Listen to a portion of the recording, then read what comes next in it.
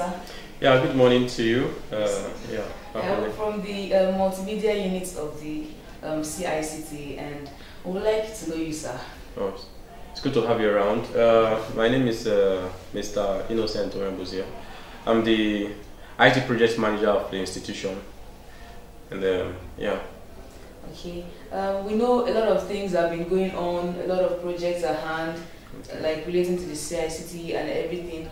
But we would like to really know what exactly is on ground, how far we've gone, and what we hope to expect in the nearest future. Okay. As you already said, the school is actually in an aggressive move to change the lifestyle of the institution by propelling how we teach and learn using ICT. And this project is actually supported and initiated by the rector of the institution, Dr. Mrs. Akote. And I think it all started when she initiated e-learning, which she single-handedly discovered the leader of the team, Engineer JJ Momo, who particularly took his time to now discover other talent and other hands in the house. And that's when I came in the year 2013. Then it was under platform of e-learning, and ever since that time it's been growing. E-learning, we started e-learning I think about 6 of us, and little by little we started the campaign, and we got departments involved. It's not been very easy, but it's a new culture that's not just the traditional way that we teach and learn, and people would have to take their time to get to understand what you're bringing to them, and how they are going to use this new technology in teaching and learning. And particularly, it's not been very easy for especially those that are using the white chalk and in the traditional white chalk and blackboard system. So it somehow appears to them like you're going to take their job away, or they will not be relevant anymore. But we've made them to understand that using ICT will make life very, very easy for them. That all they need to do is upgrade in line with the current trend in this 21st century. ICT is actually changing how we teach and learn, and no one can actually, I feel that no one can actually stop. It's like a moving train that has no brake, sort of. So you can only join it or be left behind. But it's been good, because little by little people are now beginning to realize that it's actually the way to go, and they've been enjoying it. They've been queuing up, and little by little the orientation is changing, and people are becoming ICT compliant now, and it's looking good.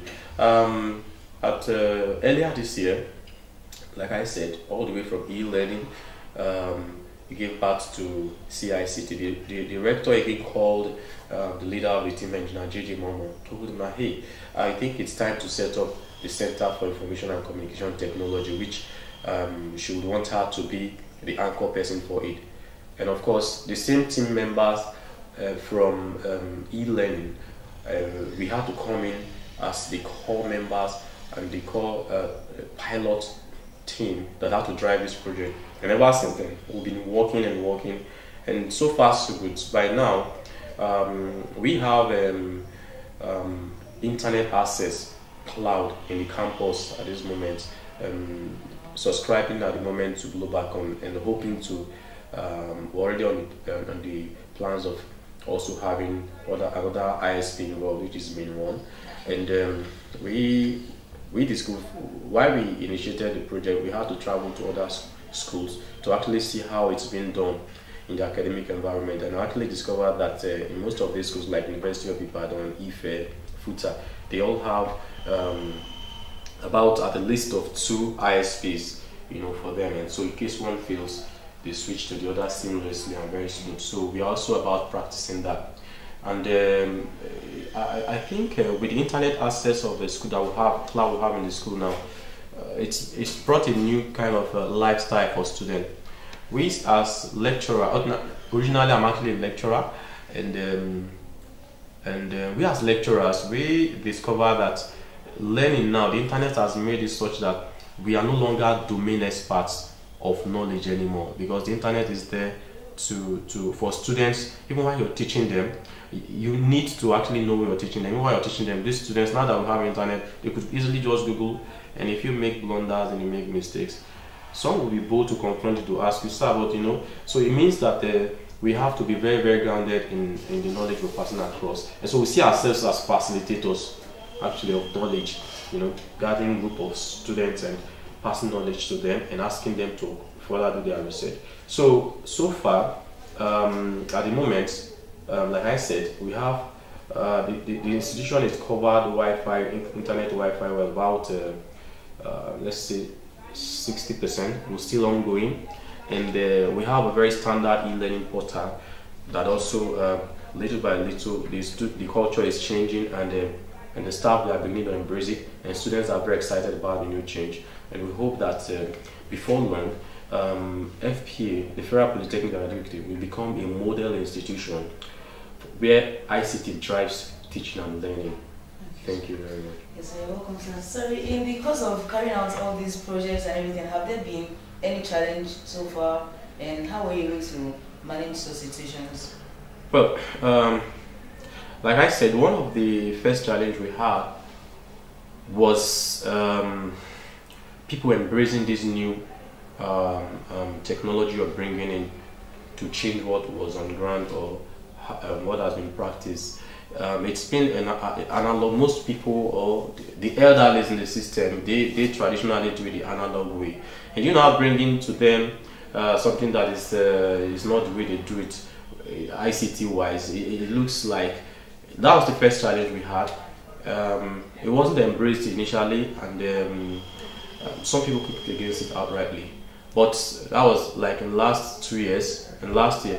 But now people are beginning to see it. Now we all have smartphones now. Even those that were finding it difficult to actually align with what these devices are bringing to us, they are now aligning, and they are beginning to become champions of this project. So that was one of our first challenge. So people are accepting to teach and learn using the smart devices, using the internet, using projector, and using the e-learning portal. But now the pressure is going down. People are aligning, and it's becoming easy. The other one is, ICT projects are usually very, very heavy in finance. So finance has also been a bottleneck. But with the enormous support of the CEO of the institution, the rector, Dr. Titi Akonde, she's been very, very, very supportive, on this project, and she's made it relatively easier for us to get finance to support most of the projects I've been executing. And so those are the two major challenges that we've always been having. The first one is acceptability of the new change, of the new paradigm. The second one is finance. So other ones are not very, very huge to hold on to. Yeah. Okay, sir. Yeah, thank you very much for your time, sir. We hope to meet with you again, sir. Yeah, it's been good having you guys around again.